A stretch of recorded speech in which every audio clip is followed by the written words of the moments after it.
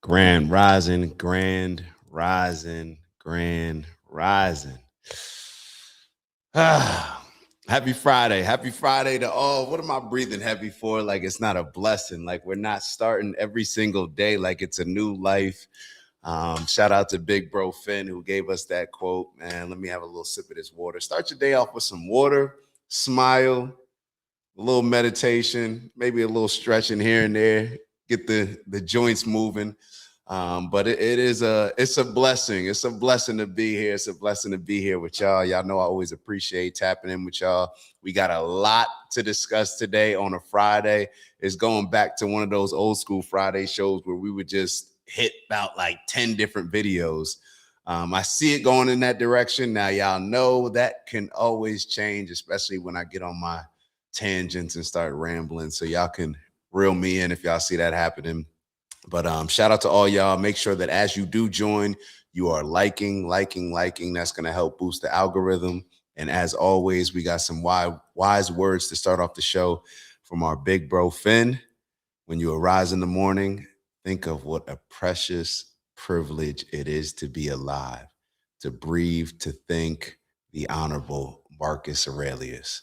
And sometimes, especially when we're starting the day off where we may be moving around fast, maybe woke up a little bit later than expected, or maybe just feel like we have a lot on our plates, we can get overconsumed with the stress and anxiety of all those things that we should have probably already got done days ago, weeks ago. Now we got to get them done today.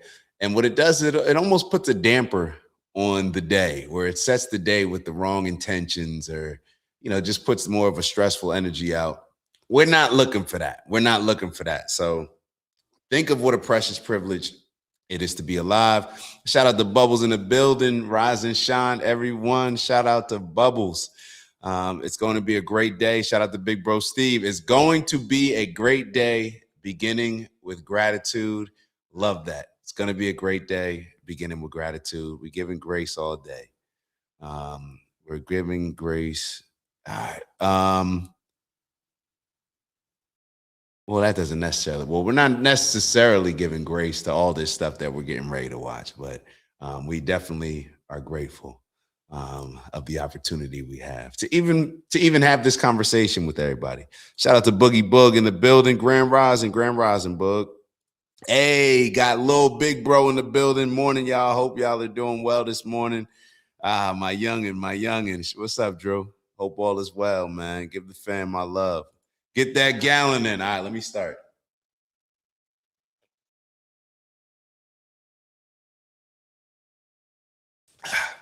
And I'm a juice guy. And not recently, I'm also a coffee guy.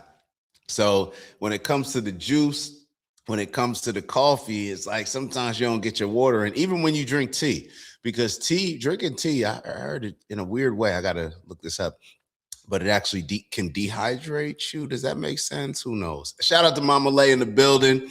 Mama Lay, what's going on? Make sure that we're being positive today. Mama Lay, make sure that we're being positive today. Because I'll tell you, when I was going through the videos for today, I found myself in one of those funks. Remember when we did the positivity week, where we just tried to focus on everything positive, or at least give it a positive spin, or look at it from an optimistic perspective? And we still are going to do that. We still are going to do that. However, sometimes I'm looking through these news sources and I'm over here feeling like Ben Shapiro and Mark Levin. I'm over here calling myself an anti-Semite. I'm like, damn, all you talk about is Israel. And I'm like, well, I mean, it's pretty relevant, but and y'all will see, like, even the stories that don't have anything to do with Israel seem to have something to do with Israel. We got aliens landing in it, we're blaming it. The aliens are not no relationship to Israel that we know of. But no, I'm just kind of joking a little bit. There was another clip that I wanted to show y'all that I actually don't see it right now, but I'm sure I'll find it while we're talking. But yeah, one of the things that I hope we can do is bring people, is give people perspective on a lot of these different situations that we're talking about. Is give people perspective. Oh man, I think I want to play that one too. So this is what we'll do. All right. This is what we'll do today. I got a couple videos on here that I didn't even highlight that I do want to highlight. Yeah. All right. So we got a lot to cover, but I want us to focus on the key. The word for today is going to be perspective, because I think perspective is the thing that we need to keep in mind when it comes to all these different situations that we're looking at, whether it's Israel, whether it's Iran, whether it's the things that we're dealing with. Perspective, when we look at certain things that are horrific behavior that people are committing, perspective. And I'm not making an excuse for anything, not at all. But I think when we can understand how people are drawn and encouraged to do such and what we may call insane or demonic things, then maybe it'll allow us to fix it better or present the solution rather than just, wagging a finger or telling us how much we hate a particular people or particular people's actions. But let's start off with this. And when we talk about addressing situations head on, this video came to mind, and it's a lady by the name of Ala Stanford. So this is a candidate for PA 03. I guess this is a position, but we'll learn a little bit more about it. But she's running for a position, and she's backed by AIPAC. Let me actually pull up this video. Let me pull up this video for y'all. Let me share it. Hold on, I'm moving a little slow today. Let me make sure that I have the exact. Then we'll get into the alien stuff and a whole bunch of other videos. Ala Stanford, Philadelphia. All right, so take a look at this video. So she's this is these four Democrats. So Philly's 3rd district in Congress. That's what she's running for, and she's the one that got the AIPAC blessing, or one of them that got the AIPAC blessing. So it's an interesting video that I want y'all to take a look at. And we'll just look at the video. I don't need to keep giving y'all all this damn context. She was getting called out. Y'all will see it, and then we'll have a convo. Genocide, Dr. Stanford. Can you say that word? Genocide?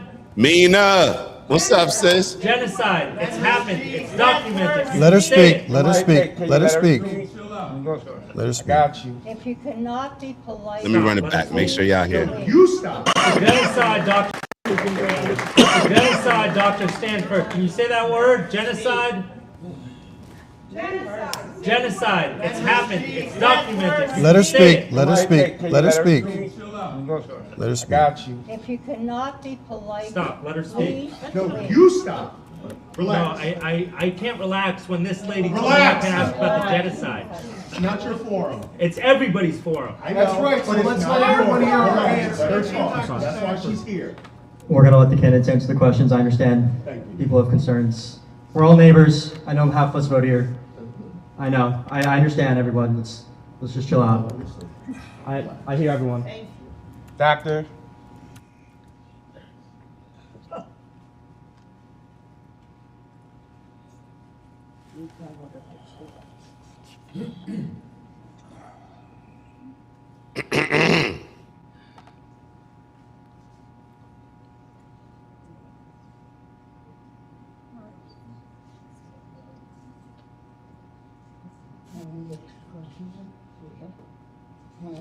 No, I'm good.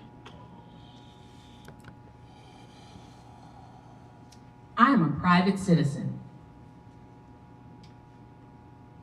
who in March of 2020 was sitting on my couch, comfortably sheltering in place. I had no obligation, no responsibility to do a thing. I had no infrastructure.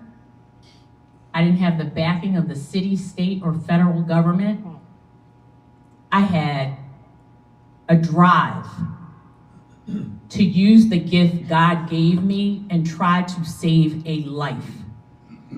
It was dangerous. People dragged my name. And just so y'all aren't confused, maybe I should put this in 1.5 because it does move slow. They're asking about the genocide and her receiving money from AIPAC. And this is her response. So it's not like this is clipped up or anything.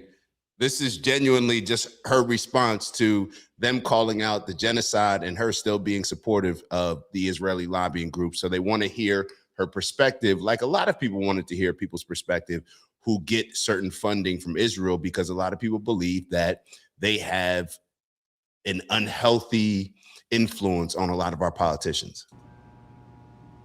I'm standing here because I believe that what I can offer the citizens of Philadelphia is real. It's not contrived. I haven't been trying to get it since I was in diapers. I don't owe anybody anything. Everything that I ever wanted, God gave me, and I busted my ass for everything. So to even question my loyalty, my love for humanity, I can say genocide if you'd like me to say it. Say It's it. harmful. I just did, love. I just Has did. Israel committed a genocide in Palestine? Come on, let her speak. I feel like I Get out of need the way. I'm to. watching the candidate. Get out of the way. Could you be respectful for her? See, I don't like all this goofy stuff. I don't like, this is why I can't stand these politicians. I can't stand them. It's like when you ask somebody a question and they start answering other stuff or giving sort of their credentials in other areas, ma'am, I don't care about all that other stuff that you're talking. You don't have to feed me the whole black woman work twice as hard, I don't care. Like, that's not what this is about. You're here now. We're asking about Israel and what is your perspective on Israel and what they are doing to Palestine and currently South Lebanon, period. And when you do all this other goofy stuff of not answering the question, I don't think a lot of these politicians realize that you're only making people like me look at this and be like, damn, they do really run these cats. They do really run them. Ma'am, just answer the question. And then you got everybody else jumping around protecting her, and now it turns into a respect thing. Can you be respectful for her? Now we got to be super respectful, right? Now it turns into a respect thing because you can't just answer the question. Now it turns into a woman versus man. Come on, bro. I'm talking to you. Just be respectful for her, okay? I am someone who took an oath to first do no harm. So what she's referring to, her oath to first do no harm, she's a doctor. I believe she's a pediatric doctor. She's a pediatric doctor, and I also believe that she's a professor at the University of Penn. So that's what she's talking about, her oath to do no harm. And we all know, especially on this show, that doctors, they do no harm because they take an oath. Doctors do no harm. I am someone who took an oath to first do no harm. So when I made the statement I made, it was because for those who have been a victim of a genocide, whose families are still suffering, it's hurtful to them.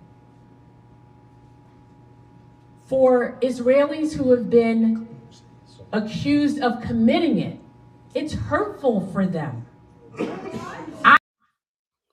Hold up.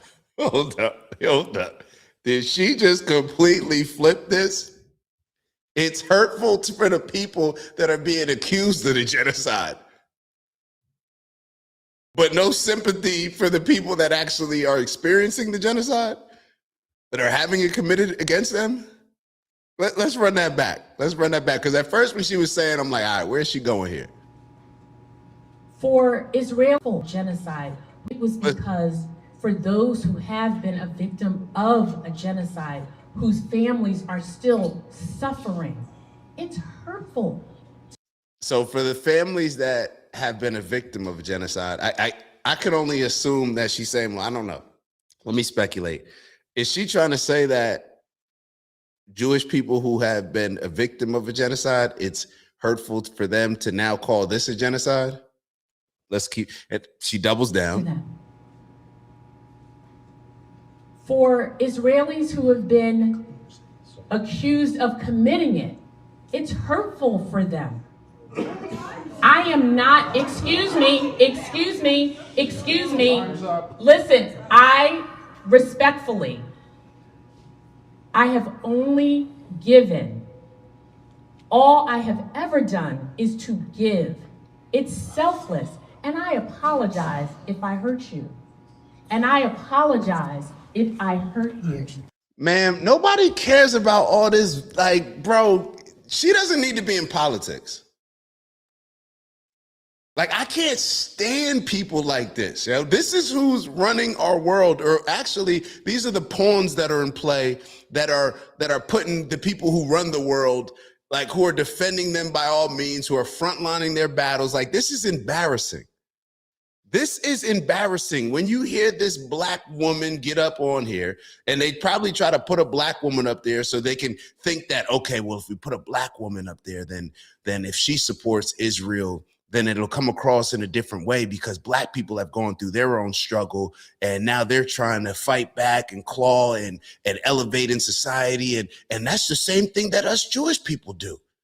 Y'all went through y'all stuff. We went through ours. We're the same thing. We're the same thing. No, ma'am. Actually, people are looking at y'all like y'all are the oppressor, actually. Like, people are looking at y'all like y'all are the genocidal dominant force when it comes to Israel. And she's more concerned about the feelings of Israelis being called out for committing a genocide compared to the actual Palestinians that are experiencing it. This is what happens in our politics. But just know that it came from a place of not wanting to hurt anyone. And that is sincere. And Mama Lay, we are all lost. We are all lost. That's the entire point of all of this. And think about it from this standpoint, because this is what we didn't have these forums, and it wasn't as socially acceptable to call out a lot of these things for years. So just think about how long we've all been lost for a very long time. How long, when 9/11 happened, we just kind of agreed, like nobody knew anything around it, but we just, okay, yeah, now we'll get back into it with Saddam. Now we'll go to war with Iraq again. Now we'll get back. We've all been lost for a very long time. Our politicians have completely manipulated us. We've either been lazy or haven't had access to certain information that we now in front of us. This is just embarrassing. This is embarrassing, but this is the norm. This is the norm. You can't call out certain things, but we're not going to take too much time on this. We're not going to take too much time on this. And the one thing that we do always call out, and I want to get into this next video, the one thing that we do always call out are what? When we talk about using the example of good cops got to call out the bad cops, right? That there's no better group of people than Jewish people, specifically maybe Israelis, but I almost think that Jewish Americans maybe can play a bigger role as far as how Americans are seeing this issue. But we always talk about them being willing to step up and call out your people. And I think that's how it should work across the board. If you got an issue within your group, another group shouldn't even have to call it out before you're addressing it yourself. So let's take a look at this video right here. And there are a lot of examples of this. There are a lot of examples of this, of Jewish people being willing to call out the evil and demonic actions of Israel and the mindset of a lot of these Zionists. So there are examples of that, and I think it's important for us to show those things. So let's take a look at this video, and you guys let me know your thoughts. This thing about being Jewish. As a Jew, I would say there is nothing hard about being Jewish right now. Right now, Palestinian people are being genocided. Lebanese people are being genocided. Iranian people are being bombed by a genocidal entity called Israel. And for any Jew to sort of like make this about themselves. Wait.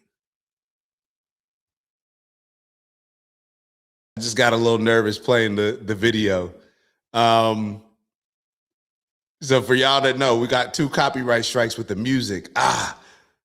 There was music in that one, and I try not to play the clips with the videos. Y'all kind of saw where that video was going. Y'all kind of, all right, let's pivot. I don't want to get hold on. Let's pivot. I have another example that hopefully doesn't have music. I have another example. Hold on. I just don't want to play that clip because with the music in the background, that's how they get us with a lot of these videos. So we're going to pivot. All good. You saw where the gentleman was coming from. Here's another example as well. I believe this is in Brooklyn? Yeah, I think so. This is so the clip says, this is from the Voice of Rabbis. This is the part they don't show you.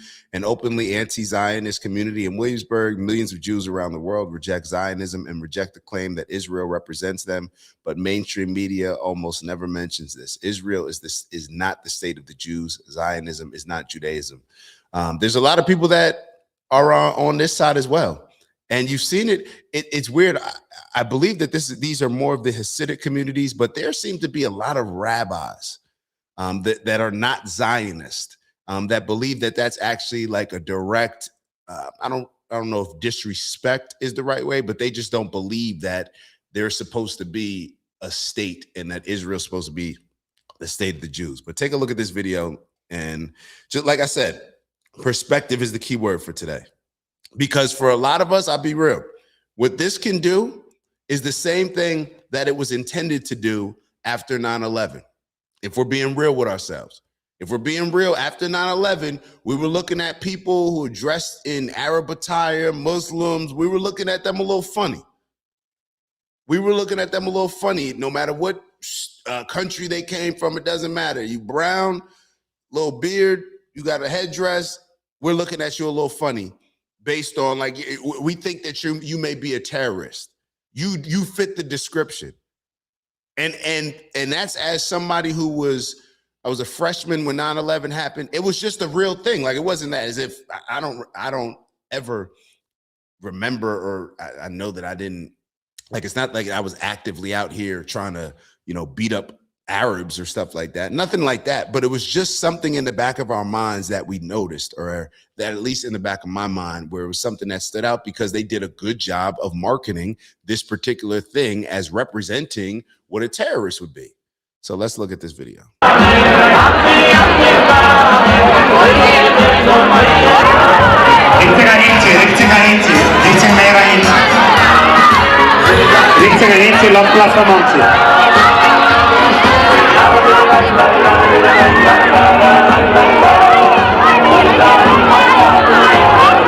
Alla kitte bosken dit ik de deur dat de trek naar hier loopt op plaats van ons.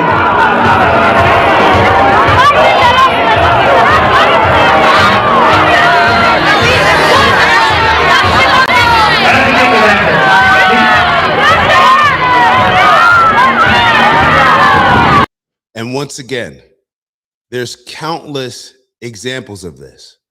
And maybe my algorithm has been switching a bit to show a little bit more of this, which I'm grateful for. But I want you to see this one as well, and then we'll probably wrap it up with the kumbaya and get into a little bit, maybe some of the things that are a little bit more confrontational that also need to be addressed. So let's pivot to this one. But this was an interesting one because this man was actually saying that he had a meeting with some of the Hamas leadership. And Hamas is always viewed as a terrorist group, right? Lebanon, Hezbollah, they're always viewed as a terrorist group, but depending on who you speak to, you're going to see them in a different light. So, for example, you talk to somebody who may be from that region, and they'll say, like, you'll see certain tags as far as resistance groups. When you look at resistance, the people that are resisting. But if you're resisting against a particular organization, group, government, whatever it may be, clearly that government's going to try to label you as something other than a resistance group. So therefore they can justify turning down or committing whatever atrocity towards that resistance to stop that resistance that they want. So take a look at this video of this rabbi who discusses his interesting meeting with a Hamas leader. We were invited to take it to a big conference there for Palestine. And we come there. In the middle of the conference appears there Ismail Haniyeh. You know who is that? Yeah. I'm not allowed here by law to mention this terrorist group. But Ismail Haniyeh, yes, he was the leader of Hamas, the political leader of Hamas. He appears in the conference. He come up and he saw the rabbis. He told them to come up. And they come up, he embraced our rabbis and he say, we have no problem with Jews. I want to demonstrate for the world, Jews like these rabbis will be welcome in our Palestine. We have no problem with Jews. We have a problem with the occupation. We have a problem with the genocide, but not with Jews. Jews like that will be welcome. I think these perspectives need to be shared. I think that the majority of us, when we hear Hamas, you know, especially, well, maybe not now. I don't know. What do y'all feel when you hear the word Hamas? Do you think that Hamas is a resistance group? Do you think that they're freedom fighters? Do you think that they're just fighting based on, hey, these people are occupying our land, so therefore we're just standing up against them? What do you see? What would you do? Maybe that's the question. You know, what would you do if somebody came in? We talk a lot about, you know, defending our homes in this house and in this chat. We've talked about if somebody breaks into your home, what you would do. What would you do if somebody decided to take your land, to remove you, your wife, your kids, maybe your parents from your home, kick you out, and then put you into whatever Gaza is? Some people describe it as an open air prison. What would you do? What would be your energy?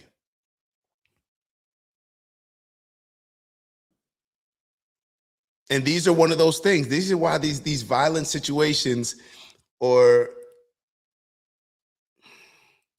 you can always paint, when you have good marketing, good media. This is why Bibi Netanyahu always says that it's an eighth front war, and that eighth front that they're fighting the war on is social media, because they know so much about a lot of getting support for their war and people on their side in order to justify whatever it is that they're doing. I mean, I think most of us agree that it's a genocide that occurred with the Palestinians, 100,000, 70,000, depending on whose numbers you listen to.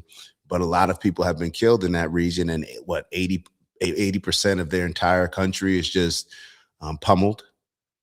You know, it's just destroyed. The infrastructure, everything completely destroyed. What would you do? You know, what would you do? So perspective. All right, so where shall we go from here? Where should we go from here? All right, we're going to take a quick break with Israel. Quick break. We're going to look at this video on UFOs. This is something that, I don't know if y'all remember. But it was, I met with this guy, one of my buddy's friends down in Miami, met with a buddy of mine, and he met with, he was cool with like Trump's grandson or something like that. And he was in the Mar-a-Lago or whatever. He hangs out with the Trumps, and he was talking about UFOs and aliens. And I'm sitting there at this dinner, just with a buddy. It's literally my boy's homeboy. And he's just talking casually. And I've always been somebody that I believe in aliens. I believe in aliens. I believe that they're here. I think that it's pretty naive for us to think that there's not some type of outside force here, right? But to each their own. So when we're sitting down at this table, he's like, yo, Trump's going to release something about there being aliens here. Like there are aliens here. They are aware of them. They not only know that there's the ships, but and that's kind of like the question. Well, have people just seen the extraterrestrial ships, or what aren't human ships, or whatever you call these things, spaceships, whatever, or do they actually know that there's another species out here? And I guess those are two different things. I don't know. I look at them both the same. Like, shoot, somebody got to be steering these ships, but to each their own. So this person was telling me that Trump is going to be releasing something very shortly that is going to let the rest of the world know that, hey, we're not here alone. We're not here alone. And I don't know if y'all been keeping up with these stories with these scientists. So with these scientists that had some sort of exposure to a lot of these things, whether it's UFOs and extraterrestrial things, since 2024, a bunch of them have been either dying, found dead, or missing. So I don't know, where there's smoke, there's fire, some people may say, but it just seems like one of those things that is getting ready to be exposed. And perhaps this is going to be the thing that, because obviously if it's Trump, we know he's only going to share it with us if he feels that it's something that can benefit him, right? That's his ace in the hole. Like, he's going to wait to use that until a situation presents itself where it's like, okay, people hate me. I just dropped a nuke, but hey, there's aliens here. So just to distract people, that's what it seems like to me. But let's go through this News Nation story. They asked certain people, they asked a couple guys some questions that seem to be in the know about this stuff. But let's see what's going on here. And we know that I told y'all maybe a couple years ago that in Miami, there was allegedly a scare down the street from where we were living downtown, where they said that the aliens were here and things are looking funny. And I don't know it to be true, but I do know. And Maya and I, matter of fact, it was Maya, my brother and friend. We were all here on the balcony. You just saw, it felt like thousands of cop cars racing. I've never seen anything like this. And then they tried to put it out the next day that, oh no, there were just some kids that were, a couple little kids that got into some scuffles or something like that. And I'm like, I don't know. But let's take a look at this video. Something you've been front and center on, which is releasing and being the government being more transparent around the issue of these UFO files and these UFO videos. President Trump, as you know, is vowing to release more than 45 videos and UFO files. And you have said, quote, you would be up all night if the things that I've seen are released. What are you talking about? Well, again, I'm in a skiff when I view these things, or we're not allowed to talk about it. But I think America deserves to know. There's we've had testimony. You've seen 11 people have either died or disappeared that have been close to this issue, whether that's a coincidence or not. I mean, if there was 11 members of the media like yourself disappeared, we have 11 barbers or 11 rabbis, I don't care. I think America would demand some answers. And for some reason, this is people are kind of hands off with this thing. But I think that I'll just say this. It's not about little green men or flying saucers. It's about what we're spending tens of millions, possibly billions of your dollars on. And we deserve transparency. When I sit in a meeting and some guy with a man bun tells me that the president is on a need-to-know basis, that to me says we've overstepped our bounds. Yeah, bro said I'm sitting in a meeting with a guy with a man bun, and he's telling me that the president is on a need-to-know basis.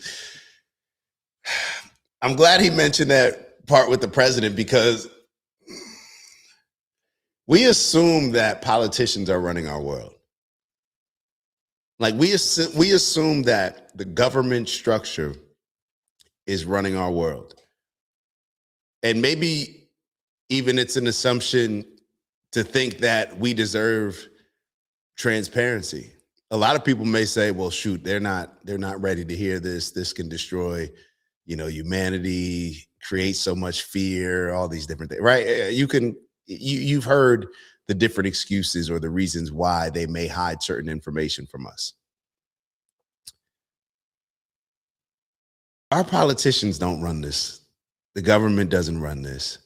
I don't know, like, in the back of my mind, I don't know, when I close my eyes and I ask myself and I use my imagination as to what's going on, I feel like our leaders, like the people that are really running stuff, they've been in contact with these people. And I know that this sounds crazy, but it just doesn't seem that, come on, like nobody's been in contact with aliens, like nobody's been in contact. And even if they haven't been in contact, maybe that's a stretch, they are aware. They are aware of. There's been countless stories like naval officers and different things where they see these spaceships that are clearly not human spaceships or human ships or whatever. You can't even call them space because they've seen them. Well, I guess they operate in space too, but they're here. Like it's just things can get real strange over the next few years if they do start releasing this type of stuff. But let's keep going. I'm just rambling. Always be dubious of the men in man buns. But we had Congressman Burleson on the show last night. He said that these videos show a lot of very mysterious stuff, as he put it, but that he has seen no evidence so far of anything that is definitively extraterrestrial life. Would you agree with that assessment? Possibly. I guess it depends on what you define it. I haven't been in some of the meetings that Burleson's been, and he hasn't been in some that I've been in. But when you have some of the best pilots in the world are military trained pilots who risk literally retribution. When they come off the flight line, I'm not sure if that's the terminology, but when they come off the flight line and they've seen something, and they get an 8-hour interrogation, get a blemish on their record for saying stuff, but yet they're still coming forward with information. And these people are seeing something out there. I've seen pictures and video of things that defy any reason that we have. And everybody says, well, it's our stuff. It's the Russians. It's the Chinese. If the Chinese, ma'am, they would own us. If it was the Russians, they wouldn't be bogged down in Ukraine. If it was ours, we would never risk our military fighting men and women in $500 million aircraft out with these things and that they're spotting. These things can hover for hours on end, and then they can just shoot straight up. They can do angles.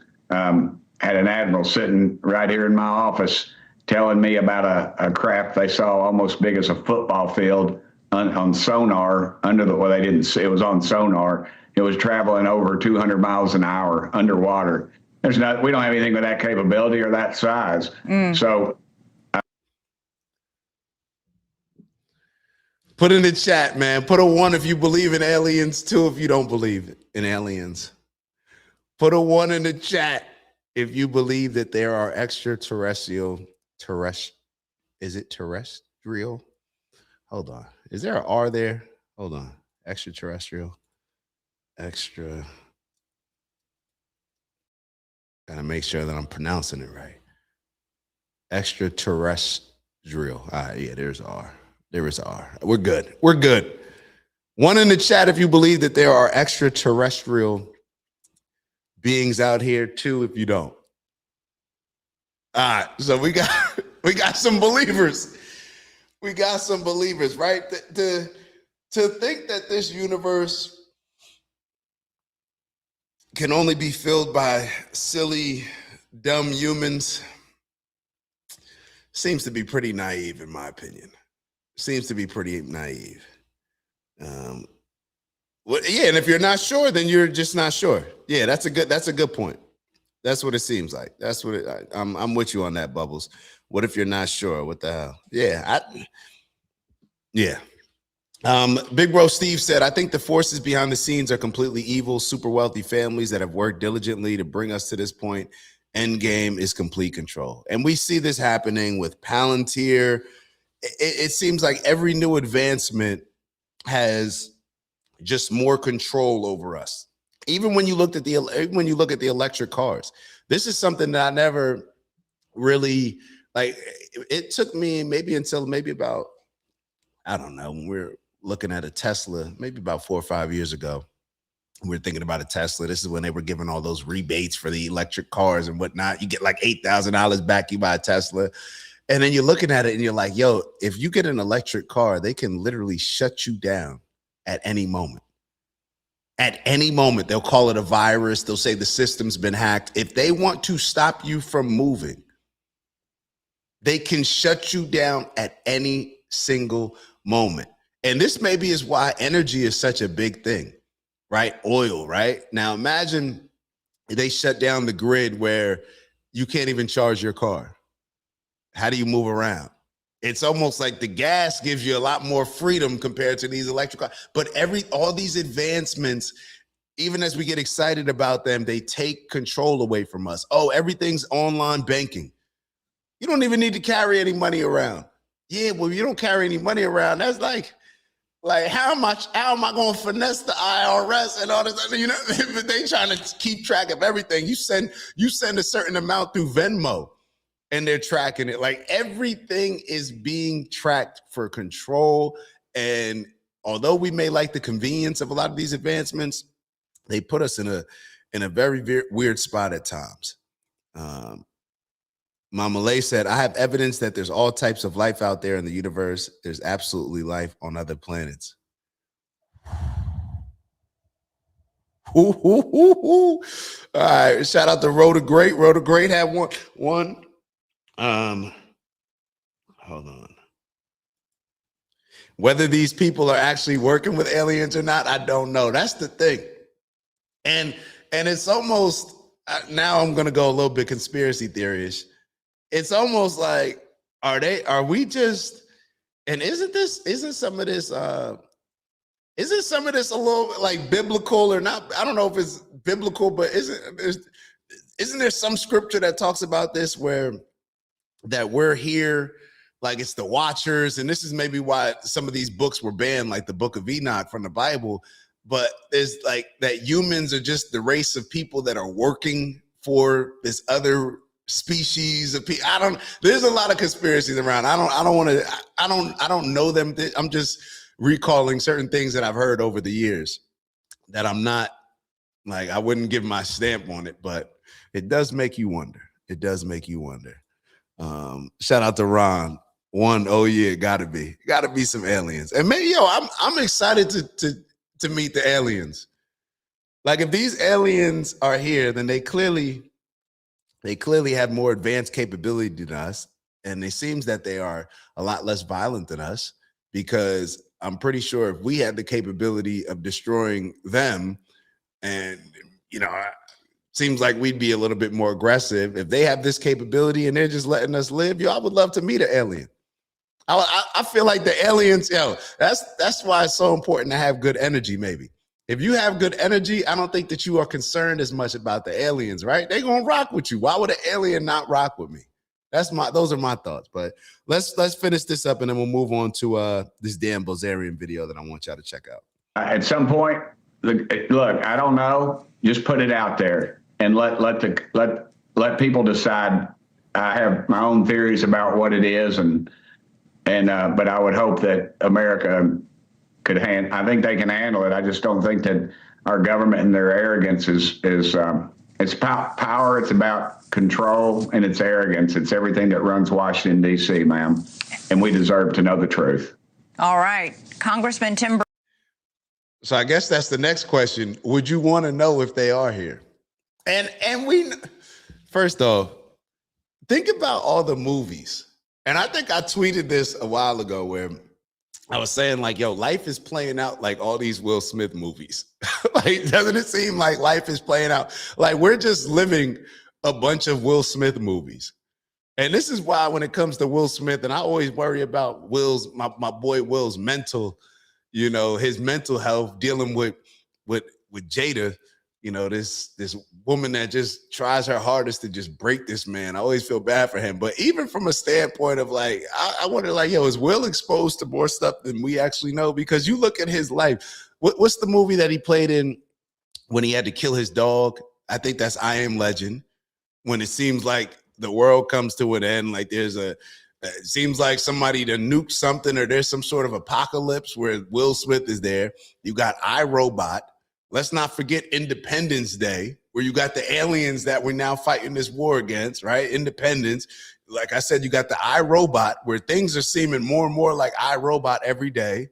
What other Will Smith movie? It just seems like we're just living through a bunch of Will Smith movies. They sold us on the dream of the pursuit of happiness, right? That's what they sell us on, to distract us from all the other stuff. But it just seems like a bunch of Will Smith movies being played out. Hold on. Big Bro Steve said, I just don't understand why us, out of the trillions of planets and solar systems, why is Earth such a big deal? Why even bother with us? That's a good question. That's a good question. That is definitely a good question. Imagine how big this thing really is. Imagine how big this thing really is. All right. I wonder how these aliens look at spirituality. That'll be interesting to know. They get a globalist economy with a centralized digital currency, digital ID, with AI nursemaids stuffed into smart cities with no ability to fight back. We are toast. Wow. Wow. They get a globalist economy with a centralized digital currency, digital ID, with AI nursemaids stuffed into smart cities with no ability to fight back. We are toast. Oh, man. I'm going off the grid. Maya, we're going off the grid. No more pedicures, no more all that extra stuff. We're going off the grid. We're no running water. We may not have running water. All them showers, you like to none of that. No, we're going off the grid. Bare minimum. That's the energy. Bare minimum. I think that we're gonna cycle back through that. I think that technology is gonna get so out of hand, or we'll just get so tired of it that a lot of people are just gonna tap out and be like, yo, I'm done. I'm done. All right, so let's move on. Let's get to this Dan Bilzerian interview. Now, I know a lot of the previous talks or previous videos were about, seeing different perspectives, bringing people together. We had the Jewish gentleman call out the genocide. We had the rabbi who was talking about meeting with Hamas and saying, look, this isn't a issue against the Jewish people. This is just against the occupation. He said, Dan Bilzerian may have a little bit of a different perspective. So we'll listen to Dan, hear what you guys have to say along the way, and we shall go from there. Big bro Steve said he got hot water. Well, when we start off, we may not have hot water. We may not start off. Nah, you're advanced. Like your off grid is luxury off grid compared to what I like. Let me say, not. I don't want to say luxury in a bad way, like luxury in a good way, as far as like I would be happy with your version of off grid, Steve. I'd be totally happy, content. Yeah, I'd be with that. So maybe that's something. All right. So maybe that's something to look forward towards then. Maybe that's something to look forward to. All right. So let's take a look at this video. You guys let me know your thoughts along the way. To me, and just to give some context, Dan Bilzerian is running for Congress, and he's running against Randy Fine. So Randy Fine is the guy, super Zionist, the one that said that if we have to choose between dogs and Muslims, he's choosing dogs. So that's who he's running against, because he just feels that it's necessary. If you know a little bit about Dan Bilzerian's background, very wealthy guy, lived a life that a lot of people would love to live or love to experience. He had all the women, all the money, all the expensive luxury items. I think he was living on a yacht, a mega yacht for a bit. Like, he just has lived a very interesting life. He's also a U.S. veteran. So let's take a look. To me, the more I look into this, it's just worse and worse. And I don't look at this as a Zionist problem. I mean, I think Zionists are the problem, but oh my God. I'm not laughing at the Zionists. It's not always about y'all Zionists, but hold on, I'm laughing at Professor. Shout out to Dr. King. I just gave myself a pedicure and we're off grid. Too funny you said that example. Oh man. And see, Maya the type, she gonna have the pedicure. She gonna call her girl Cleo and have Cleo come out there and let's get to the video. My fault. My apologies. Let's get back to the video. I'm gonna start from the beginning. To me, the more I look into this, it's just worse and worse. And I don't look at this as a Zionist problem. I mean, I think Zionists are the problem, but I think it's more of a Jewish supremacy issue. I think it's the fact that their religion believes that they are chosen by God and that they are better than other people, and that allows them to treat the Palestinians like dogs, and it allows them to just, treat them not as humans. And it says that in the Talmud. It says that, people that aren't Jewish are, basically cattle. And you see that's the way they're operating. And so I have a huge issue with that. I think everybody's equal. And I think as long as we want to, coexist as humans on this earth, I think we have to have a message of equality, and supremacy in any sense is a huge issue. So as Dan directly said, he doesn't see this as a Zionist issue. And that's a question that I believe comes up a lot. Is this a Zionist issue or is this a Jewish supremacy issue? And you may have heard me talk a lot about when it comes to Jewish culture. I think that it is a Jewish supremacy issue pertaining to Jewish culture, being the dominant culture. And I think that when you have that type of mindset become the dominant culture, then it allows the people that are trying to commit these atrocities, that are trying to dominate and use whatever means in order to do so, it allows them to do it without people challenging them. We've seen this happen in a lot of other areas. When you think back to, and this kind of came up in the conversation when we were talking about Alex O'Connor and Ben Shapiro, where you look at some of the things in the Bible and addressing slavery, and we sit back and like, well, it was a different time there. There was a different moral compass. You know, it was different. There's going to be certain things that are happening right now where thousands of years we're looking back saying, oh, well, it was a different time. And this was as if everybody during those times was just going along with these things. And I think that when it comes to Judaism, that there's been certain things that have been established within the culture.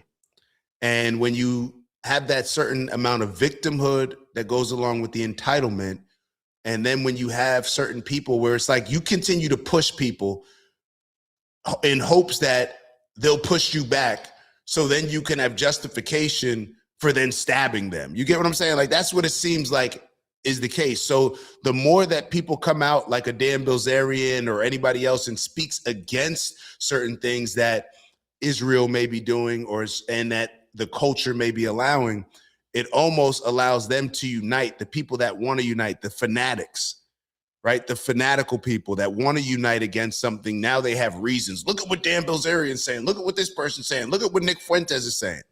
Look at what these people are saying. And what are they really calling out? They're calling out how this Jewish supremacy culture, how you identifying as God's chosen people has allowed you to take a group of people's land like you have a real estate deal with God. It allows you, like, that's in people's mind, the insanity. You have a real estate deal with God that gives you the right to take somebody else's land, and then that sets the foundation for everything else that occurs in that region. Now because you illegally occupied somebody's land and they're pissed off, do we think that it's ever going to end? Well, typically when you steal something from me, to resolve that issue, you have to give it back. You have to figure out a way to give it back. You got to figure out a way to compensate me, something, right? When you even look at it from this standpoint, Haiti had to pay France reparations for, what was it, 100 years or something like that? I forget. We looked at it the other day. I don't recall off the top of my head. Haiti had to pay France reparations because the French people who owned slaves, that was deemed as their property. So therefore they had to pay Haiti, they had to pay for their freedom, which is not freedom if you're paying for it consistently. Like, I guess until you pay the last, make that last payment on that mortgage, you don't own that home, right? You don't have that freedom. But it's, if you can understand that, where a country who was enslaved has to pay another country who oppressed and enslaved them, then when you look at the situation with Israel and Palestine, where there was no compensation given to the Palestinian people, they didn't have the right to return home. This was deemed illegal by world law, because after World War II, you couldn't just conquer, you can't take people's property just because your government beat them in a war. So all of these different things, it's an illegal occupation. It's illegally occupied. I don't know how you slice it. And for you not to give anything, like, it's never going to get resolved unless something is like given on your end. Like, Would y'all be okay with it? Like, what would make you okay with that? Let's keep going. Let's keep going. We were sold a bill of goods. We were told that white supremacy is the greatest threat to America today, and that's just absolutely not true. It's Jewish supremacy is the greatest threat to America today, and the world, in fact. And you see that in Israel.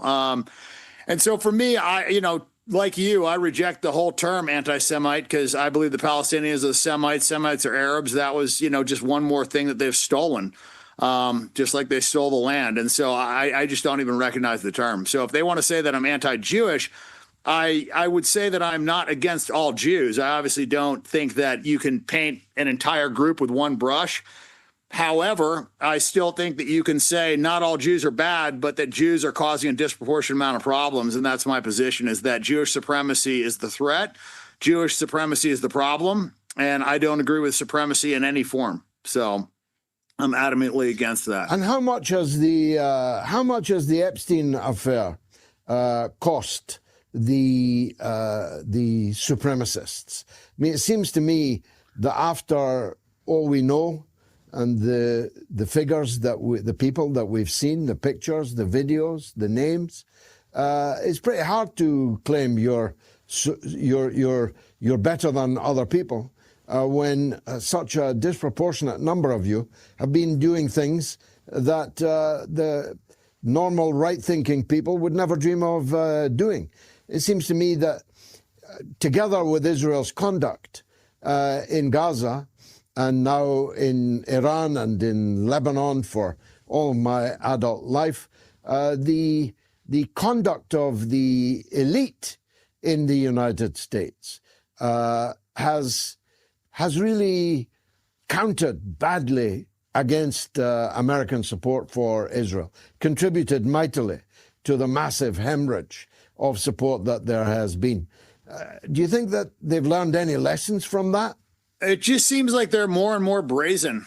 I mean, the fact that there's been zero arrests from the Epstein files, the fact that they haven't released all the files despite the, Congress ordering them to, and them being legally obligated to, I think that tells you a lot. It seems to be like the Epstein files, all these different things. And it's crazy how, it's almost like you can forget that happened. And that Trump has only been in office for, a year and a half? Not even. And it's like this stuff is just, things are moving so fast. But it just comes down to it for me. The people that are running this world, like we think that like the people that run the world, who set the rules, who make the laws, if you're the one that's creating the laws, do you really think that you got to abide by them? And you may, right? You may, but when you look at these people and they've shown their morals and their character in a lot of different ways, do you think that the people that are controlling this world, when he's talking about the elites, now we don't say elites anymore, right? Unless we put the air quotes around them, but the perception of these people that a lot of people believe are elite, this elite class that is making all these decisions, like, what do we think about them? Like, we know that they're not operating based on any moral compass that we'd be okay with.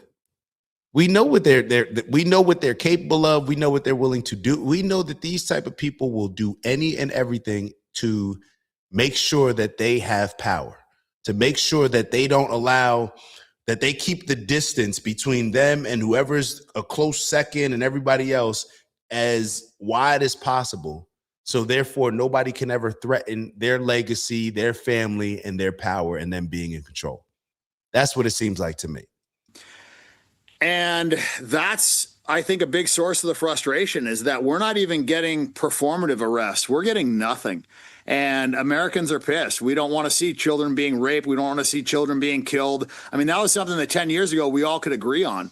And now I just feel like we live in this crazy world where men are women and women are men, and it's okay for a man to beat up a woman in a boxing match now, and it's okay for drag queens to read to 9-year-olds in schools, and rape is not being punished, and pedophilia is somehow trying to be normalized. Like I just feel like our world is flipped upside down, And I look at where this is coming from, and it's coming from the media, and I don't like it. And you can't say anything about it. Well, I mean, you can, but they start deplatforming you. They start demonetizing you. They accuse you of anti-Semitism. And I'm just tired of all that shit. Like, I want it to end. I want there to be Epstein arrests. I want full transparency. I want the government to be operating in the best interest of the citizens and not taking advantage of the citizens. And right now, I feel like all the government employees are getting in there with the idea of what can I get from this and how can I help my donors and how can I get reelected, not what can I do for the country. And that's really the crux of the issue.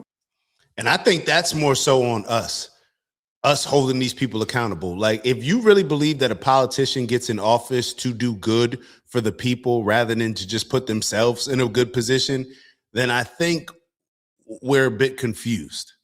If you think that politicians get into the world of politics to make the world a better place and to serve their communities, I think we're a bit confused. And even if people want to convince themselves that that's the initial reason why they got into office, like a lot of other situations, when you're compromising your way in order to get this raise and that raise and get into this favorable position, every compromise along the way, you're selling your soul. You're selling your soul, and it's like a chink to your morals, your values, and your principles. So once you get to that position where it's like, oh, I had to sell my soul in order to get to this position, you already sold your soul, bro. You're soulless. You don't have all those principles and standards that you can even pretend to stand on. These people that get into politics, people that want to be politicians, and this is why I like Dan Bilzerian. He mentioned in another interview, I think it was with TMZ, where he was saying like, yo, I don't want to do this. I don't want to be a congressman. He's like, but it's just, if I don't, what happens? Those are the type of people that I want to vote for, people that don't want to be politicians, not the people that have been groomed for so young. And it's like, they just feel that they can, bring the world to a better, like, knock it off, bro. Like, you just are doing this because you see this as an opportunity, career opportunity, or whatever else, to gain some influence, to be regarded in ways that you probably didn't get regarded in when you were growing up. And it's just people want to just run stuff. People want to be in control. People want to be in power. And politics is an easy way to sell your soul and get something that you'll deem as a powerful position in return. That's how I see it. And so, yeah, I want Epstein arrest. I want people fucking hung from the gallows. I mean, I'm tired of it. Now, how your social media following is simply enormous. That's a good question, big bro. That's a good question. And hold on, I saw somebody wrote, shout out to Fresh Food for fun. We love Americans, but your leaders wake up Americans. Wow. That's the perspective from outside of America, that a lot of us Americans are just asleep. We need to hear that perspective. We need to hear that perspective. We want to know how people are looking at us. I think that'll help wake us up. I think that definitely will. So appreciate that. So Big Bro Steve said, if the politicians do as they're told, they are able to operate without any fear or accountability or consequences for their actions. Yeah, that's what it seems like. That's what it seems like. Like, do you answer to the people or do you answer to the power? That's what it comes down to as a politician. Do you answer to the people or do you answer to those powerful people that you sold your soul, to in order to get to these positions? So I think many are completely confused about how to effectively hold the government representatives accountable. Voting results are sketch, and most of the voters, no matter what they say, still vote for their party. You know what? It reminds me of what Professor Zhang said when he said the most revolutionary thing that you can do is read a book. And it was the reason why he said it, which is when you detach from perhaps a lot of the things that we're looking at right now, when we detach from what the media is trying to push, when we just don't buy in from an emotional standpoint. This is how I'll say it. The more logical we are instead of emotional, I think that's the best way to hold our government representatives accountable. If I'm just answering on the fly, because if we're more logical, we won't be driven to just go along with certain things that our government is doing And think about the reasons why we vote for certain people. A lot of the reasons why we vote for person A is because we just hate so much emotionally person B. So when we remove a lot of these emotions from politics, instead of just voting for candidate A because we hate candidate B and we hate candidate B's party because they're this, they're that, I think when they're no longer able to sell us with the fear mongering and emotional tactics and trying to just get us riled up in order to hate the other side, I think that puts more accountability on them to actually sell themselves based on the things that they're doing for their particular side. Because a lot of how these politicians are selling themselves is more so just talking about how bad the other person is, not talking about the things that they've done. So I think that when we remove emotions from a lot of our political decisions, especially knowing that they are trying to sell us on emotions, just like any salesperson, they're trying to sell us on something. So if we remove that component, that means that they then have to use something else to sell us on, to get our support. So I think when we remove emotions and just add more logic into it, that's a very revolutionary thing that we can do when it comes to politics. That would be maybe like a first step or second step. I don't know, but definitely I think it would benefit us a lot when it comes to voting. Voting result. Oh yeah, we already went over this. Fresh Food for Fun wrote, all of you podcasters with good souls and followers should run for Congress. Hey, you know what? And I think, well, thank you. If you were referencing me, then thank you. But even if you weren't, I think that that's an excellent point because, and that's the point that Dan Bilzerian was making. Dan Bilzerian made this exact point. He's like, you get all these people, whether it's a Nick Fuentes, whether it's a Sneeko, whether it's anybody else who people may listen to or that criticize a lot of the things that are going on with our government. Why not run for something? Even Tucker. Tucker, why not run for something? Like, why not? Why just spend your entire life complaining about something that you actually have the ability to run for? And we can all justify it by saying, well, I complain about the system and somebody's got to complain about the system and I can do more. I can do better to disrupt the system by being on the outside trying to, I don't know. It reminds me of, I guess, the conversation between when you talk about policing. I've heard this argument before. I've actually spoken to a buddy of mine that I grew up with. He's a few years older than me. And he was talking about policing a while ago. And this was back when, Black Lives Matter was big. And he's like, everybody's criticizing, police. But if you really want to change the culture of it, then join. You just on the sidelines talking or in the stands talking if you don't actually take a step and join and actually try to change something. Legit argument, a lot of people may say. And maybe that same logic applies to this. Maybe that same logic applies to this. If we don't like our government, then okay, get involved, get active, get into politics. And some of the people, like I've even heard like a Nick Fuentes, he'll encourage a lot of his followers to get involved, but I'm not sure if that's something that he actually sees himself getting involved with. But I commend Dan Bilzerian for doing just that, 100%. Mauritania still has slaves, but America bad. Shout out to Michelle. So Michelle standing up for America. She's like, nah, we standing up for America. Nothing wrong with that. Bubble said, voting is an illusion, makes the American people think we have a choice. We don't. Yeah, I'm with you on that one. And to me, it's just based on the system. Like, even if, and for me, I don't know exactly how you're presenting it, Bubbles, but for me, it doesn't even, I'm not even saying that your vote isn't tallied. Some people believe that your vote isn't actually tallied. They already decide whatever. I'm not saying that your vote isn't tallied. However, based on the system that we currently have, it doesn't matter who you vote for because the people that control, the same people control both parties. Whenever you're able to lobby, which is able to pretty much give people money in order to do the things that you want them to do, the person that gives the money, they're the boss. The person that receives the money, they work for the people that give them the money. So I may be able to give a candidate a vote, but I can't give Donald Trump $100 million. So who do you think Donald Trump works for? Me, because I gave him my vote, or Miriam Adelson, because her and her husband gave him a couple $100 million?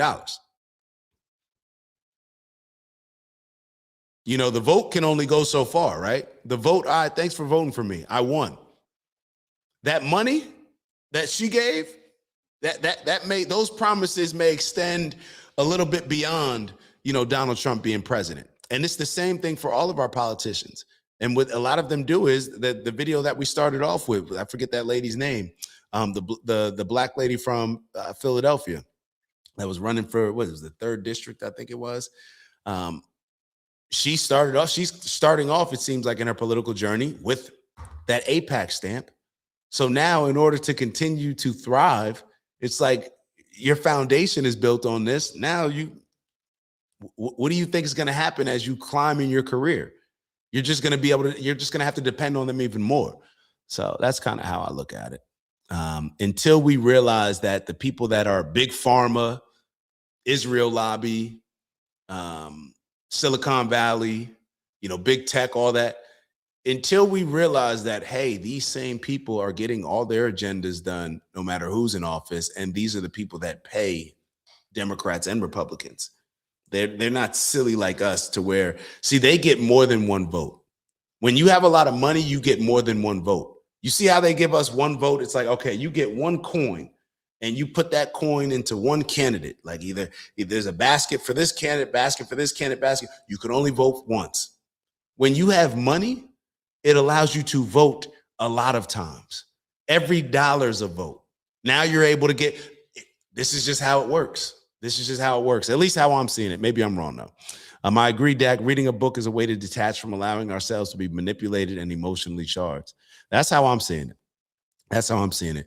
Removing ourselves from propaganda gives us back our control. They wouldn't be spending all that time and money on influencing us if it didn't work or wasn't part of the plan.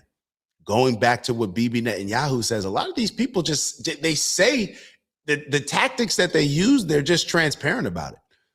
Bibi Netanyahu has just said clearly, like, yo, the most important part, he said, what's the most important purchase that just happened? Somebody tell me the most important purchase. It's like TikTok. Yeah, TikTok. He said this is an 8th front war. That's the most important part. That's why they're giving all these, you see all these random people online that are pushing certain agendas, and you're like, yo, are you just a professional pro-Israel Zionist like clipper on Instagram? I'm looking at these videos like this guy was pushing this yesterday, and now they just went all in. They're being paid. It's marketing. People spend a lot of money on people that will sell their product. There's a reason why salespeople in any organization get paid a lot of money. They have the opportunity to make a lot of money. Why? Because they're the most important role in that particular company. If we don't sell this product, then nobody gets paid. We need to sell this product. So the people that are willing to sell whatever product, whatever narrative, whatever agenda, they're going to get compensated a lot. So that's what these politicians are there to do. They're there to sell people on the things that they are already taking lobbying money from, right? They've already made the decision on what they're going to push based on where the money's come in. Now they just need to sell you on why it's right. Even if they don't even believe it's right, they just got to sell you on it. There's money to be made in complacent complaining. That's definitely very true. That's very true, Michelle, and something that I need to think about, that a lot of us need to think about. It's easy to be complacent and complaining. There's a lot of money to be made but people that actually want to do something, that's when it maybe threatens, you know, your income and things of that nature. So I'm with that. I'm with that.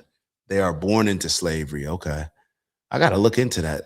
Michelle, tell me where that is again. You said Mauritania. I see it right here. All right, I'm going to look into that. Like we've stated before, both Trump and Kamala were horrible choices. Most people default to a party line vote, which reflects the lesser of two evils. That's what we do. That's the culture of what we were born into. That's what we were born into. That's what has been acceptable. That's what everybody has done over and over. And when that's done, it's just a compromise. That's us selling our souls. Choosing the lesser of two evils, think about it. That is literally us selling our souls.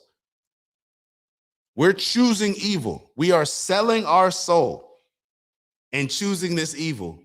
And then years down the line, we don't get how we get candidates that nobody can stand, or candidates that may be troubled, or just the world maybe zooming out. Forget the candidates. The world that we live in is so destructive and so toxic, just based on a lot of these decisions. So let's keep going. Millions, in the millions. Are they getting behind your election campaign? Are you conscious of that? So I've got a little under 60 million followers across platforms. I haven't posted on my largest platforms yet. I've really been kind of focusing on Twitter. I posted something on my Facebook. But to me, yeah, I think we're going to win the social media battle. I don't even think it's close. I mean, I did a TMZ interview, and it was basically a hit piece. They were trying to accuse me of anti-Semitism the whole time and coming after me. And I looked at their comments on all 5 platforms, being X, YouTube, Facebook, Twitter, TikTok, all that. And it was like 95 to 97% in my favor. And I think that's pretty telling, because that's traditionally, I would think, a more liberal, female audience, not usually my base. And it seems like they all understand the problem. People care about this. People are tired of this, Palestinian genocide. And it's something that people are willing to protest about. People want to get out of bed and talk about on social media. So hopefully it will piss people off enough where they can, register Republican in my district and send in a ballot and vote for my primary, because that's what it's going to take. I think it's going to take young voters to come out and actually start having their voice heard. And I think this is an issue that's going to piss them off enough to where they might actually do it. Well, whether people agree with your overall politics or not, I think I can say that the vast majority of right-thinking people in the world will be hoping that you give a gigantic boot up the gigantic arse of Mr. Randy Fine. So the very best of luck. Dan Bilzerian, thanks for joining us. Yeah, it'll be interesting to see what happens with Dan Bilzerian. Hold on, do I get to vote for that? Hold on. How does it work? Where's Dan Bilzerian? Hold on. Who votes for that? Or is it district wide? Hold on. Let me see how this works with Dan Bilzerian. Yeah, so it's district. I wonder what district is Randy Fine? What district? I'll look at that later. Man. Maybe I need to do a change of address or something. Figure out how I can support my bro Dan Bilzerian. All right. Moving on. Okay, so we're gonna finish. We got a few of these things, but I think we're gonna finish off with. Do I want to?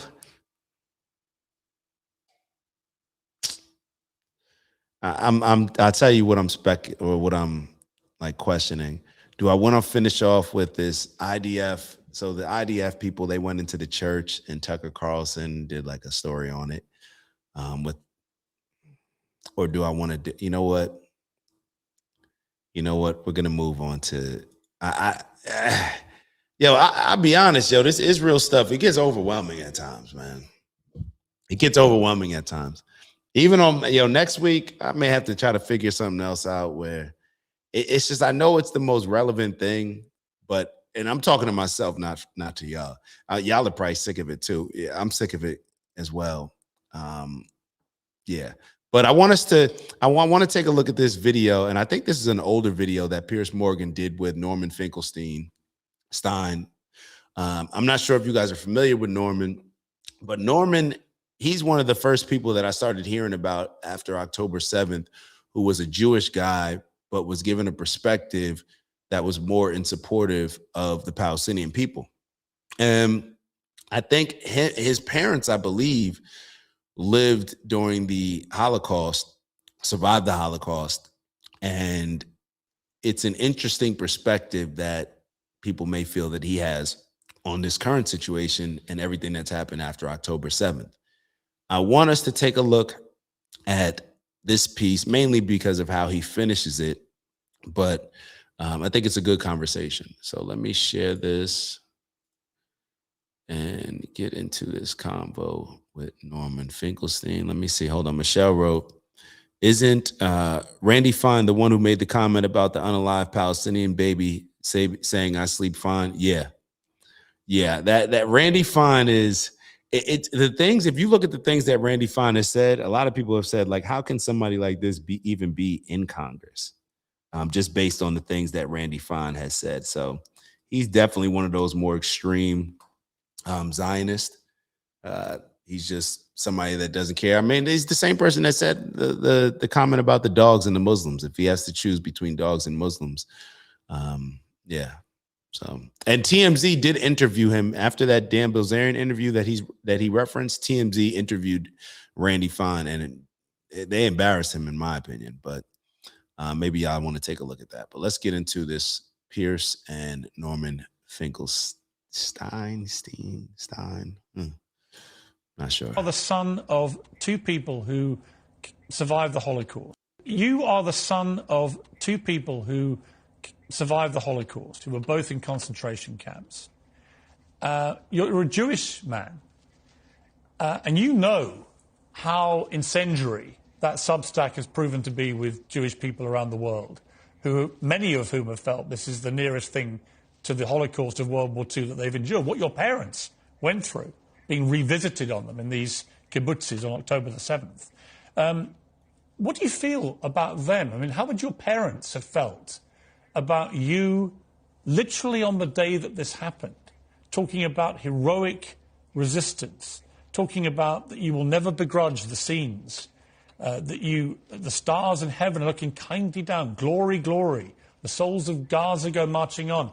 How would your parents have felt about that, coming out of concentration camps, surviving the Holocaust of World War II?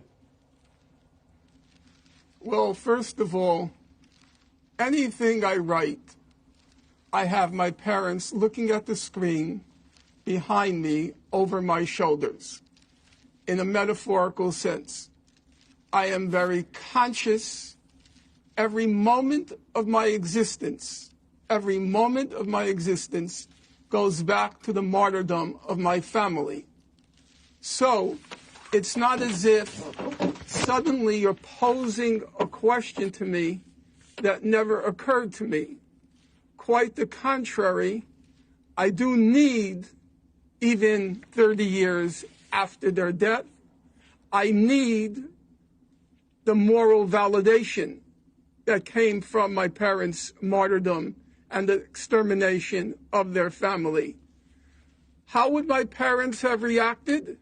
My guess is if on the first day they heard that inmates in a concentration camp burst its gates, I think my parents would be very pleased at that fact. As the events became clearer, my guess, but this is pure speculation, my guess is my parents would go out with their hearts, would go out to those who burst the gates of the concentration camp and whose lives were destroyed. Now, you will say to me, completely legitimately, you would say, well, what would your parents feel about the innocents who were slaughtered in the atrocities on that date? So I'm going to give you as close an answer as I could give, as I'm able to. I once asked my late mother, I said to her, what was your feeling when you heard that the German cities were being terror bombed during World War II? The carpet bombing of the German cities targeting civilians. What was your feeling? And my mother's response to me was, quote, our feeling was, if we're going to die, we're going to take some of them with us. Now, that's not the most morally elevated statement. I agree. And do I wish my mother had and my father had a heightened sensitivity to German civilian life? I suppose I would wish it. But I will tell you, Piers, to the last day of my parents' life, it was unthinkable that they would have a kind word to say about Germans.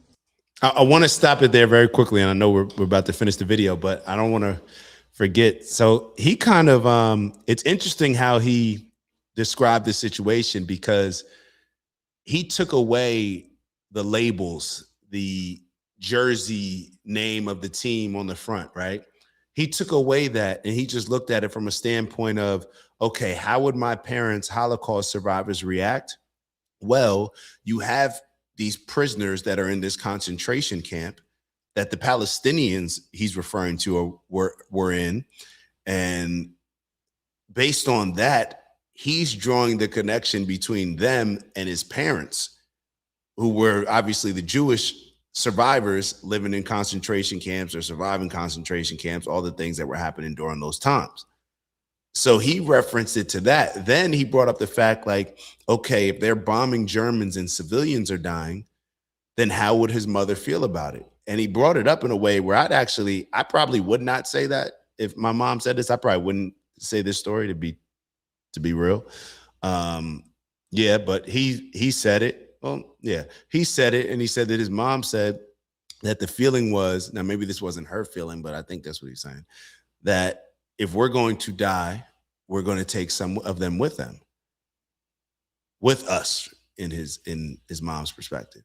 So this is the same logic that maybe a lot of Palestinians feel like, if we're breaking out of this concentration camp where you're leaving us here to die, then we're going to take their lives with us. And I don't think it's about, I'm talking now from my perspective, it's not about a right and wrong when it comes to a lot of this stuff. And when we get caught up in right and wrong, it just really just forces us to lean into picking a particular side rather than just being critical of the entire situation in ways, from a more objective standpoint. It seems to be a common case of the same thing that we always see, where violence only begets violence. One person does something to the other person and it goes back, whether it's Bloods, Crips, whether it's America beefing with, a country in the Middle East, whether it's Israel beefing with one of their neighbors. It's just, we don't remember how it started. People try to rationalize everything that moves forward from a foundation, from this start. Oh, no, this is the starting point for this particular group, because then that justifies everything that I ever do destructive to those people. And then the other group is saying, no, this is the starting point, because this starting point justifies everything that I ever do to this group. And this is the position that we find ourselves in my opinion. And it was unthinkable that I would ever quarrel with them on that point. Okay. I accepted that given their life experience, they had the right to hate the people who destroyed their lives. Okay. And the people Professor of Finkelstein. Gaza have the right to hate the people who destroyed their lives. Professor, it's kind of wild, because when I first, I think, looked at this quickly, I think I looked at it differently than what my takeaway is now. But he was saying that they had the right to hate the people that destroyed their lives, talking about his parents. And then he's also making that reference to the people of Palestine that have the right to hate the people that destroy their lives. My question to y'all would be, one, do you believe that people have that right? And I think that most of us will say, well, yeah, you got the right to hate the people that, if somebody intentionally destroyed your life, you have the right to hate them. But where does that land us? Where does that land us? And maybe it lands us in the exact position that we're in now, where once again, it doesn't matter where something started. It's just going to continuously play out and get more and more extreme as it goes. So, yeah, it's a rough spot that we're in. It's a rough spot that we're in because, and this is why, for me, the rule has to be wars are illegal and you just can't have any violence. Because once violence is a justified solution based on people who have disrespected you or done certain things to where you have a justified hate against them, then that violence is only going to be responded to with more violence. What's the end game? And maybe the end game is then what is suggested in the Old Testament, which Bibi Netanyahu referenced. The only end game in a situation that plays out that we're speaking on is for you to kill that entire group of people. So when you have Bibi Netanyahu reference the Amalekites, when he's talking about the Palestinians, which the Amalekites is when God commanded man to destroy an entire population of people, to commit a genocide, to kill everybody, the men, the women, the kids, the family dog, the cattle, everything. And the man was punished for sparing somebody, right?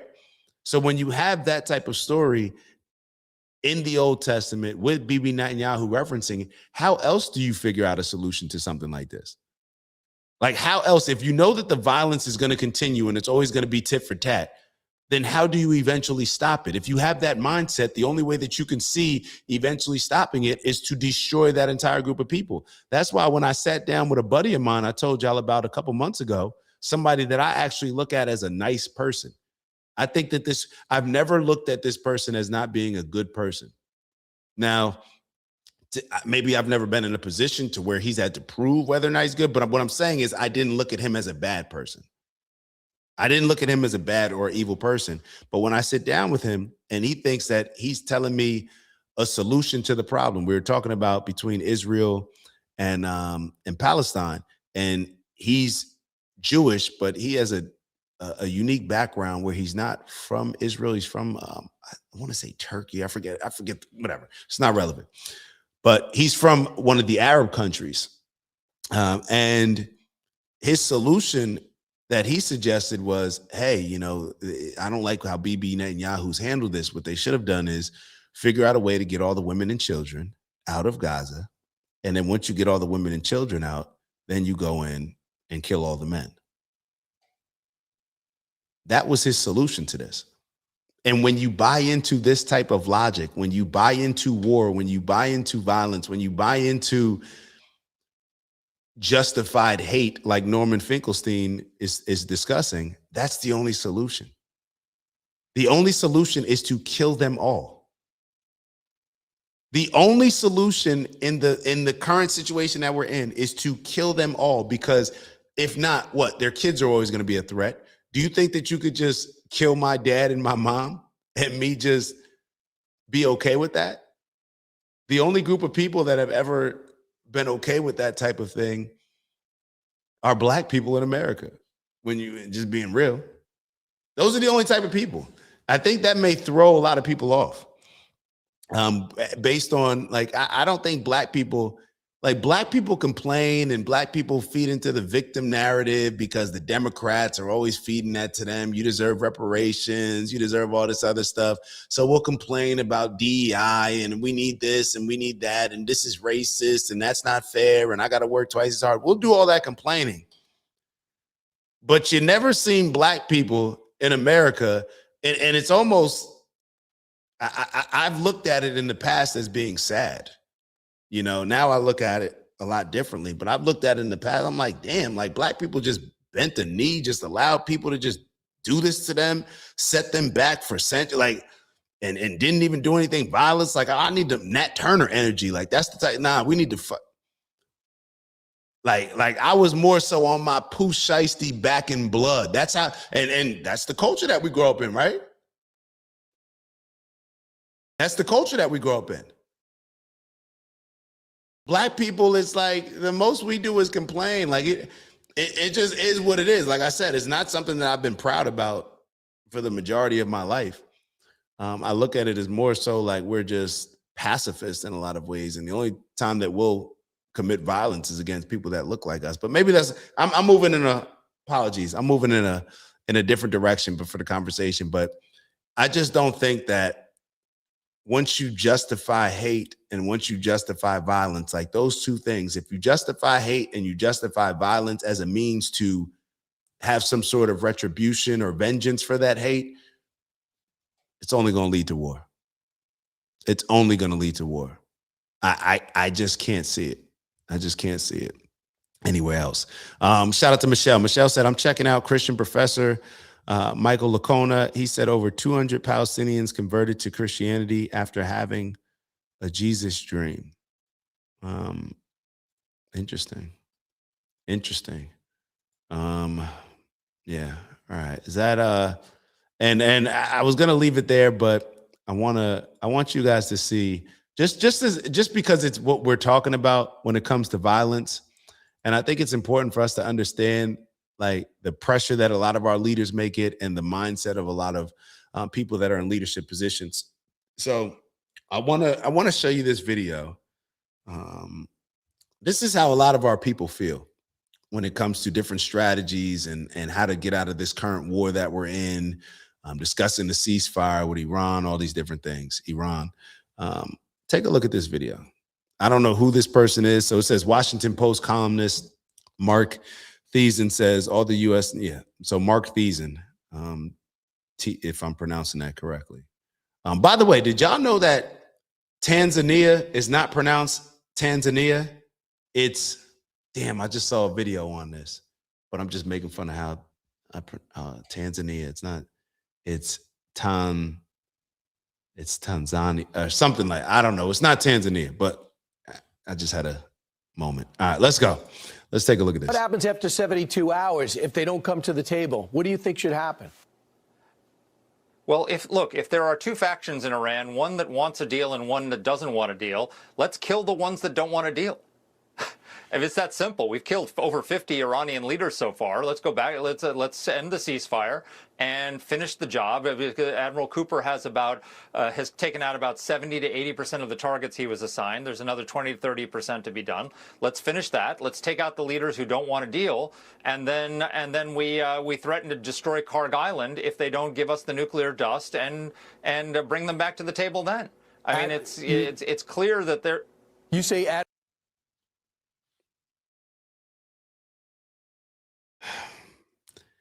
These people do not value human life. That's all this is. These people do not value human life because everything that he's saying, think about what he's saying.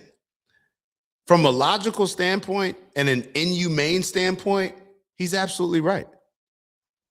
If I was negotiating with somebody about anything, and there's certain people that want to make a deal, and there's certain people that don't want to make the deal, I'm going to just talk to the people that want to make the deal that's more favorable and aligned with what I want, right? And I'm going to not talk to the people that are trying to make me move in a different direction or are not allowing their side to compromise in a way that aligns with how I want things done. From a logical standpoint, what he's saying is 100% like understandable. But from a human decency with principles, with morals, and the value for human life, this is insane. Just kill the people that don't. This is the mindset. This is how we get to a position that we're in right now. This is why people feel that they need nuclear weapons. When we sit back and we look at Iran and say, like, well, why would Iran get a nuclear weapon? Why would Iran not get a nuclear weapon? Based on the environment that has been created, why would they not? Why would their leadership feel that they should not get a nuclear weapon? That's one thing. This is why war just can't be justified. Violence, it can't be accepted. It can't be accepted because when you're looking, everything that he's saying right now may come across as extremely insensitive and inhumane, and it does all those things for me. However, looking at it from a logical standpoint, when you don't value life, when violence is accepted, when war is accepted. See, for him, he's just approaching it from a strategic standpoint like it's a game of football. Yo, if we take out their first string quarterback, then the second string quarterback, the backup.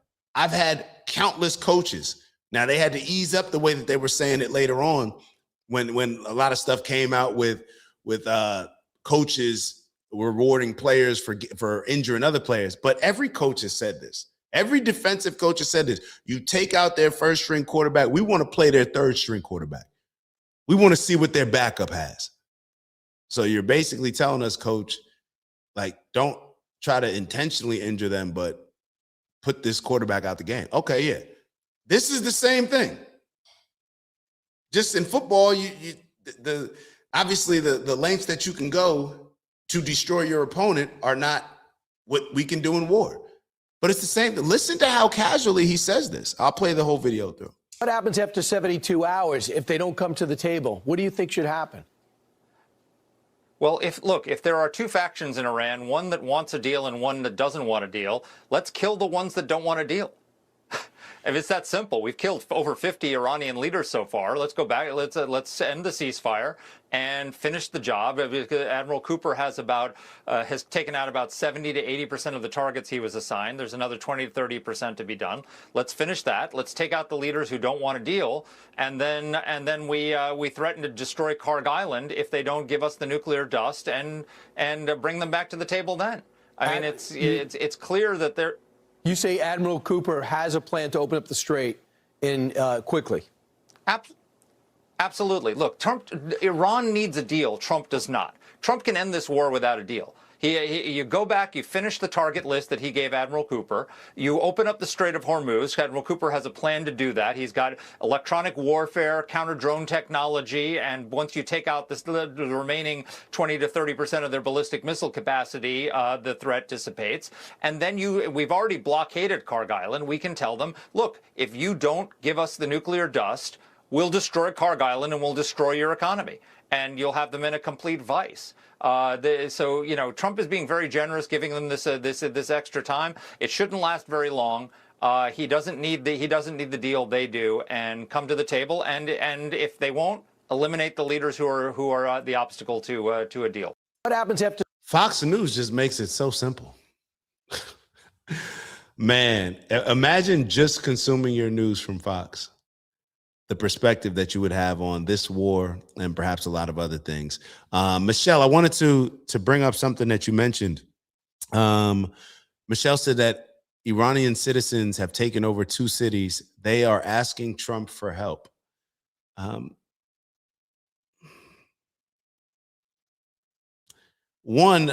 my initial speculation, skepticism, I should say, is that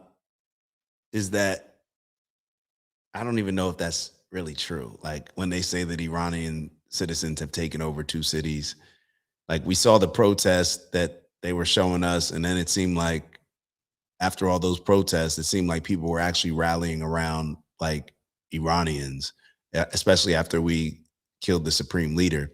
But I want us to be very clear that this is always the play when it comes to us getting involved in other countries. This is what we do. We put sanctions on them. We figure out whatever way we can to destroy their economy. When we destroy their economy, it impacts the people that live in that economy, right? So it impacts the people. So now it creates a situation where the actual citizens are now complaining to their leadership because America has so much leverage. We can bully our way in. When you look at what happened with Iran in the first place, if you go back to years ago when Iran initially was getting extorted for their natural resources by America and Britain, and this is kind of where this beef started, depending on what research you look at, but this was my understanding of it, where then when Iran said, nah, we want to nationalize, our resources, we want more control, we want more power, we want more profits based on our natural resources, America and Britain, they put sanctions on Iran, and they pretty much did certain things that destroyed the Iranian economy. And then it causes the people to rally, the people to stand up against their government because they're probably not aware of everything that's going on, just like us in America. we may not be aware of what's going on the big picture, but we know if we're paying more money for gas. If Donald Trump, I'll give you a perfect example. When Donald Trump was talking about the tariffs that he was going to put on different countries in order to, and this is something that Democrats and Republicans, Nancy Pelosi's been talking about for a long time, Bernie Sanders, even Trump's been talking about for a long time. But when those tariffs were initially being discussed, the goal, I don't know what Trump's goal was, but what I thought would make sense is that we need to figure out a way to encourage more people to have factories in America. When these companies are able to just sell us all their products because they can produce them with cheaper labor in other countries, rather than these factories being in America. The popular one was John Deere. When Trump was at that event, I think it was in Texas, and he was talking about John Deere, how they moved their factories across the border to Mexico. So now that means that Americans are not getting paid a salary, and that company is still selling all their products to Americans. They don't have a loss when it comes to that, right? They're still selling the same amount of products to Americans, and they get to pay cheaper labor in Mexicans. So what it would ideally do is bring people back to America, bring more factories here. But even when you look at there's certain things with the tariffs, or regardless of what side you're on, let's say that it increased prices a bit. Let's say that the overall good, let's say a Democrat and Republicans, they got together and said, hey, we're going to do this together, because I don't want to make it just about Trump. If Democrats and Republicans got together and said, hey, we're going to do this together, but it's going to raise the prices of gas, it's going to raise the prices of eggs, of milk, all the things that we always hear about. Americans, a large portion of Americans would just be mad, saying, I can't afford this. Even if it was like, hey, this is going to help for the next generation, or this is going to help you in 10 years. We got to correct this issue that we've been bad on. No. I don't want to pay more. I don't want to pay more. I don't want to pay more. I shouldn't have to pay more. There's a lot of Americans that would just be like that and not see the big picture. So just because Iranian citizens are upset at their government, to me, and then we can sit back and say that they're asking Trump for help. Well, yeah, they're asking the person for help that caused them the pain point in the first place, because that's what America's strategy is to always do. They caused them. That's why Venezuela, you look at Venezuela, you look at a lot of these other these places, that's what they're trying to do. Like, that's why you have Mark Levin saying, hey, we got to arm the Iranians. We got to give them weapons. It's the same play over and over. It's the same play, in my opinion. All right, so let's keep it moving. Let's keep it moving. Yeah, I call that. Yeah, I agree, Michelle. That's definitely. I agree with that sentiment that you just wrote in the chat. That's exactly what it's called. That's a good way to put it. Extortion. It's extortion. It's extortion. All right, we got to get out of here. Appreciate y'all as always, but we can't finish without doing our box breathing. So let me actually. I should have already had this queued up. Right? I should have already had. Why don't you already have the music queued up? You know you're gonna put the music on afterwards, to do the breathing, breath work. So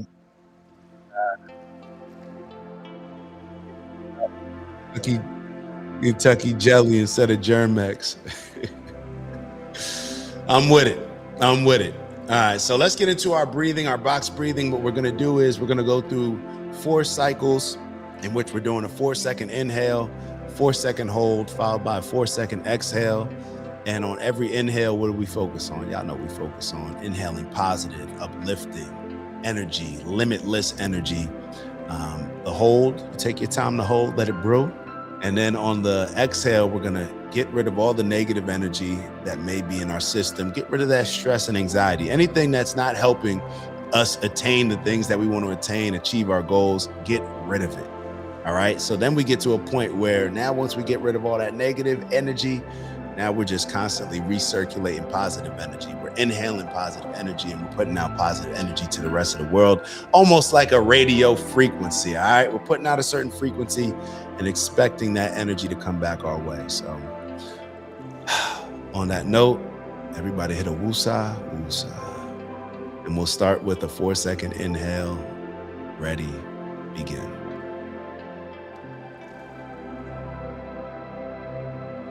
Hold.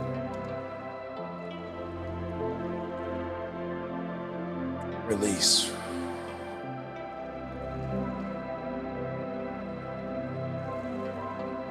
Inhale.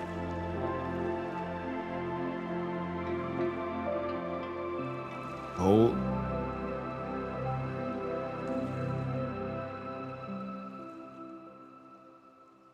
Release.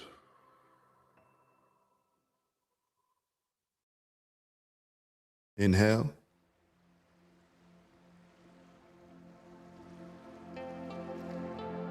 Hold. Release. Going into our next cycle, last cycle. Inhale. Inhaling all that positive energy. Keep inhaling positive, positive, positive. Hold it. Keep holding it, and then we're gonna release the remaining bit of any negative energy or just be putting out some more positive energy. Ready, release.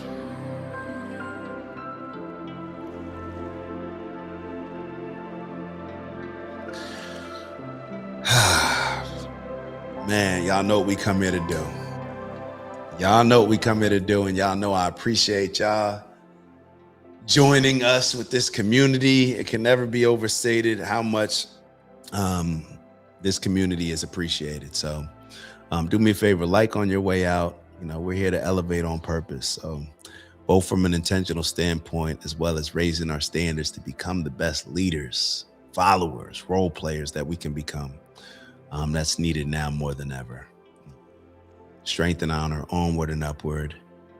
Get to that bag. Get to the bag. What is our focus going to be on? That's what the bag represents. All the things that we're focusing on throughout the day, throughout the week, throughout the month that are ultimately going to add up to what's going to be our impact on this world that we like to call our personal legend. So in order to make sure that you can live your best life, maximize your potential, and strive for that purposeful abundance that we're all striving for, we got to know what the goal is, and then maybe back into it, right? Determine what the goal is and then figure out the best approach, what we need to focus on in order to achieve those goals. So what I like to focus on this mission of achieving this greater peace project, peace, love, happiness, health, wealth, integrity, and gotta have that a lot of sprinkle of perspective. So on that note, appreciate y'all once again. Let's see, we got some advice from our big bro. We got Big Bro Steve. War is a billionaire's extortion racket baptized in the blood of impoverished teenagers. War is a billionaire's extortion racket baptized in the blood of impoverished teenagers. That's a real one. And I'm not sure if Queez is on. Queez may not be on today. I'm sorry. I just completely let's absorb what Big Bro Steve said. War is a billionaire's extortion racket baptized in the blood of impoverished teenagers. It's a sad place that we're in, and we just need people to help get us out of it. So. But I was going to say, because the end of the show, I always think about Queez. It is Queez's birthday, so happy birthday to Queez. If he's not on right now, then we will celebrate Queez the next time that he's on, for sure. So we got some other wise advice from Big Bro Steve, which is disconnect from the negativity and be intentional with improving yourself, leading your family, and being a mentor to others in your community. 100%, Big Bro. It starts with us. Have a blessed day, everyone. Look at Maya in the back. Hold on. I locked her out. Hold on. Let's see if she wants to say something. Hold up. We still on, baby. Dang, you should be watching. I lost service. Excuses.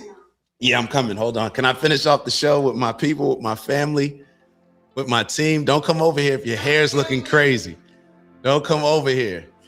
We black girl magic only. You can't be preaching that black girl magic with your hair looking crazy. I'll see y'all soon, man. Love y'all. Y'all make sure y'all spread some good energy. Give your family a hug. Give your family some love. And let's focus on the positive aspects of life. Let's be optimistic. On that note, I'll see y'all soon.